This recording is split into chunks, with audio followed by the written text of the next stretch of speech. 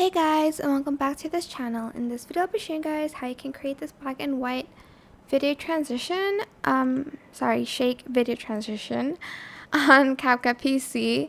So I'm just going to split this video here. You can add in two videos, no problem at all. And you're just going to go to filters and you're going to find the black and white filter.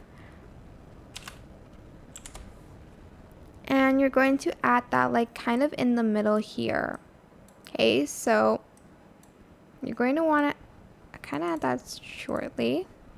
So add a keyframe and have it to 0, and in the middle you're going to put it up to 100, then 0 again. Then you're going to go to transitions and you're going to find the like shake ones, and you're going to just place it in the middle. You can choose any shake that you want, of course. Just like search for it here. This is very convenient now. You can search for stuff.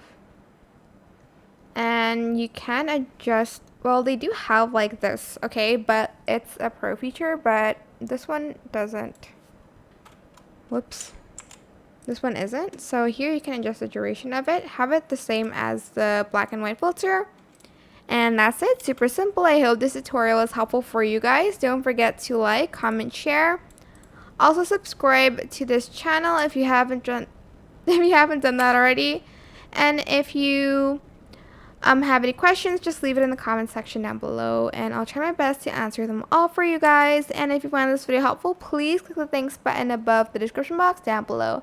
Thank you so much for watching. Bye.